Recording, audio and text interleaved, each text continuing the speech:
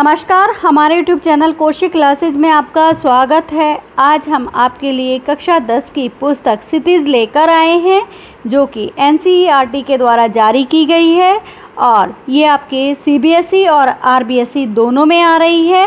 तो इसके बारे में आपको बताते हैं कि इसमें आपके 17 अध्याय हैं, जिसमें 9 अध्याय आपके काव्य खंड में हैं और 8 अध्याय आपके गद्य खंड में आ रहे हैं।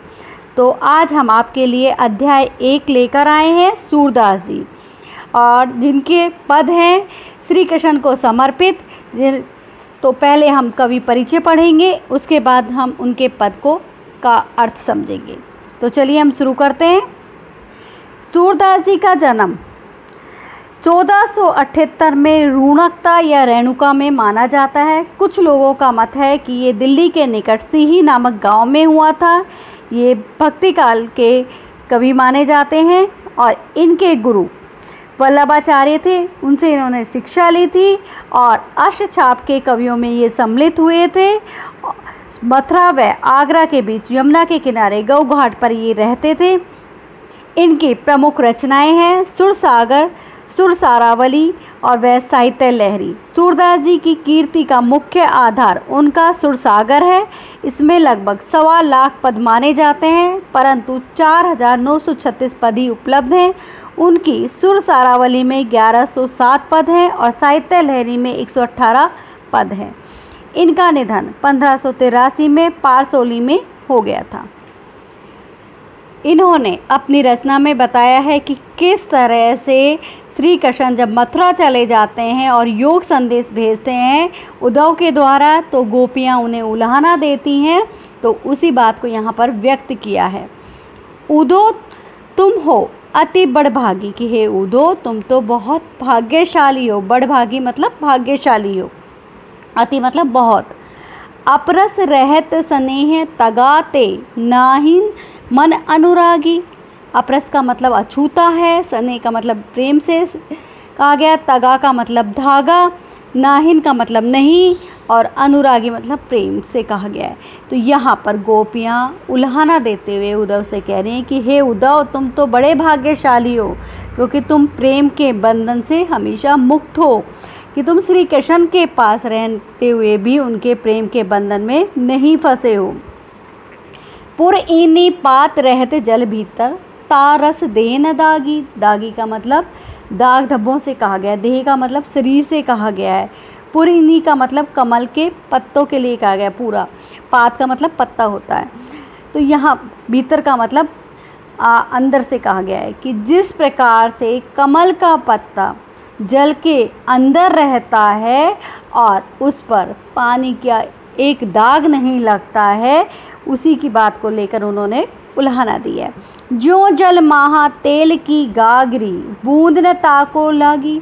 और यहाँ कहा गया है कि जिस तरह से महा मतलब में, गागरी का मतलब गागर या मटके से कह सकते हैं, कि जिस तरह से तेल की जो मटकी है कि तेल चारों तरफ लगाकर उसे पानी में डाल दिया जाता है तो उस पर एक बूंद नहीं लगती है पानी की, और उसी तरह से कमल का पत्ता है जो पानी के भीतर रहता है लेकिन उस पर दाग नहीं लगता। उसी तरह से हे उद्धव तुम श्री कृष्ण के पास रहते हो और तुम उनके प्रेम के बंधन में नहीं फंसे हो।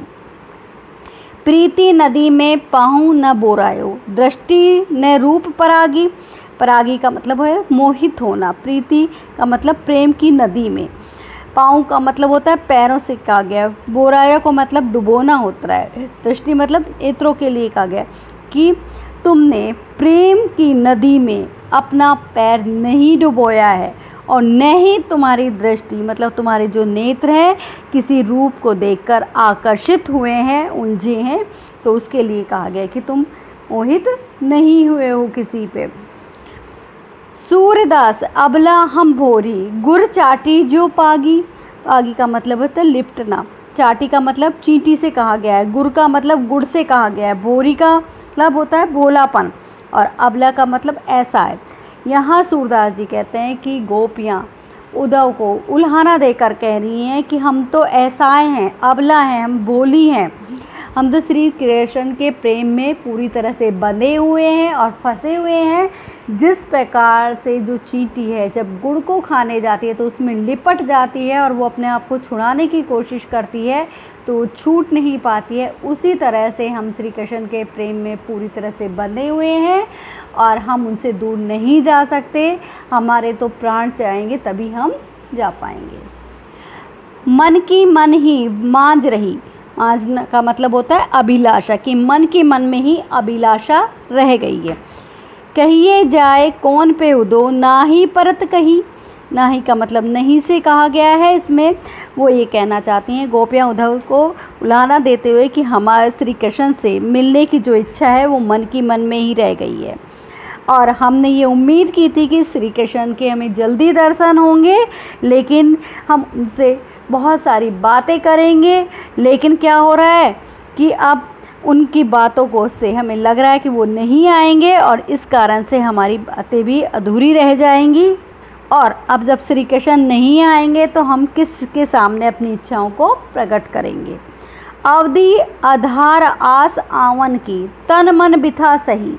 यहाँ बिथा का मतलब व्यथा के लिए कहा गया, अवधि मतलब यहाँ पर कहा गया समय के लिए, आधार मतलब आधार के लिए, आस मतलब आशा, आवन मतलब आगमन के लिए, कि प्रतिक्षण मतलब हर समय श्री कृष्ण के आगमन की, उनके आने की आशा बंधी हुई थी, लेकिन अब वो नहीं आए हैं। और तन मन व्यथा सही, कि तन और मन की हर प्रकार की व्यथा को सहन कर रहे थे हम कि श्री कृष्ण आएंगे तो उनसे अपनी बातें कहेंगे।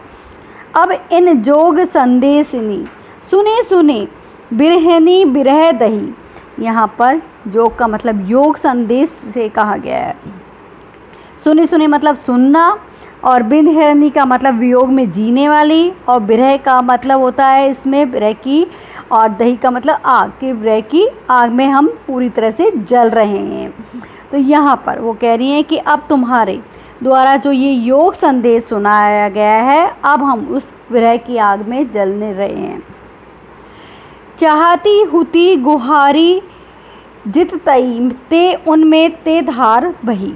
तो यहाँ पर चाहती मतलब चाहना के कह रहे हैं, और गुहारी का मतलब होता है पुकार, कि वो इस बात को लेकर दुखी है। और योग संदेश की जब उन्होंने बात सुनी तो कह रहे हैं कि इस योग की प्रबल धारा से बचने के लिए हम क्या कर रहे हैं, रक्षा की पुकार कर रहे हैं, क्योंकि ये जो आग है, विरह की आग है, जो हमारे कि दूर है हम श्री कृष्ण से, वो हमें प्रबल धारा की तरह बहाती लेकर चली जा रही है, बहा रही है, और हम उसमें बहते चले जा रहे हैं।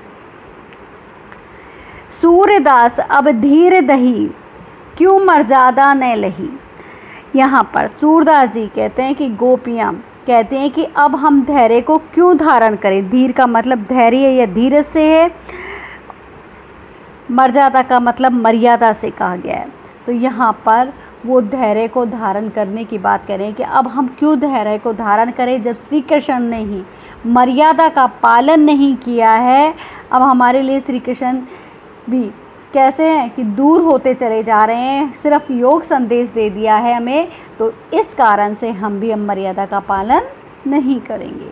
हमारे हरी हारिल की लकड़ी, लकड़ी का मतलब लकड़ी से है, और हरी मतलब श्री कृष्ण, हारिल का मतलब एक पक्षी के लिए कहा गया है। तो यहाँ पर गोपियाँ फिर उल्हाना देते कहती हैं कि हे उद्धव, हमारे लिए तो प्रभु श्री कृष्ण हारिल पक्षी की लकड़ी के समान है। जिस प्रकार से हारिल पक्षी अपने पैरों में लकड़ी को पकड़कर उड़ता है आकाश में ताकि वो गिर ना जाए, उसी प्रकार से श्री कृष्ण से हम पूरी तरह से बंधे हुए हैं। मन क्रम में वचन नंद नंद उर, ये दृढ़ करी पकड़ी, पकड़ी का मतलब होता है मजबूत, और मन क्रम से कि हम तो मन से, क्रम से, वचन से, नंद नंद मतलब नंद बाबा के लिए कहा गया, और नंदन का मतलब होता है उनके पुत्र के लिए, उर मतलब हृदय में, दृढ़ मतलब पूरी तरह से मजबूती के साथ पकड़ने के लिए कहा गया है। तो यहाँ पर वो कहना चाहते हैं कि नंद बाबा के बेटे को हमने मजबूती से अपने हृदय में पकड़ रखा है। जागत सोवत सपन दिवस, निसी काना काना जकरी। तो यहाँ कह रहे हैं जागते हुए, जागत मतलब जगते हुए, सोवत मतलब सोते हुए, सपने देखते हैं, दिवस मतलब दिन में, निसी मतलब रात में, कि रात दिन हम तो जागते सोते हुए सपने देख रहे हैं, काना काना जकरी, और हम श्री कृष्ण को याद कर रहे हैं, उन्हीं का को पुकारते चले जा रहे हैं, उन्हीं का नाम रट रहे हैं। सुनत जोग लागत है ऐसो ज्यों करूं ककड़ी, कि हे उद्धव सुनो, जो तुमने हमें योग संदेश सुनाया है वो ऐसा प्रतीत होता है जैसे कि कड़ी ककड़ी के समान है, कि जैसे कोई कड़वी ककड़ी खा ली हो, ऐसा योग संदेश लग रहा है। सूतो व्याधि हमको ले आयो, देखी सुनी न करी, कि हे उद्धव तुम तो ये योग संदेश लेकर आ गए हो जो कि हमने कभी सुना नहीं है। तो यहाँ व्याधि का मतलब रोग से है, कि तुम तो हमारे लिए ऐसा रोग लेकर आए हो जो कोई हमने सुना नहीं है और न ही हमने इसको देखा है। यह तो सुरती नहीं ले सोपो, जिनके मन चक्री हो, कि यहाँ पर सूरदास जी कहते हैं कि गोपियाँ ये बातें कह रही हैं कि हे उद्धव, ये तो योग संदेश उन लोगों को सुनाना जिनका मन चक्री हो, कि जिनका मन एक जगह पर टिका हुआ नहीं रहता है, तो ये तो तुम उसने सुनाना, क्योंकि हम तो श्री कृष्ण से पूरी तरह से बंधे हुए हैं और हम श्री कृष्ण का ही जाप करते हैं, हम उनके प्रेम में पूरी तरह से फंसे हुए हैं। हरि है राजनीति पढ़ी आई, यहाँ पर श्री कृष्ण के लिए कहा कि हरि मतलब श्री कृष्ण, की हे सखी हमारे प्रभु श्री कृष्ण है, वो तो अब राजनीति पढ़ ली है उन्होंने, क्योंकि अब वो मथुरा चले गए हैं और वो राजनीति शास्त्र पढ़ के लिया है उन्होंने, क्योंकि वो प्रेम संबंधी बातों में भी छल कपट का सहारा ले रहे हैं।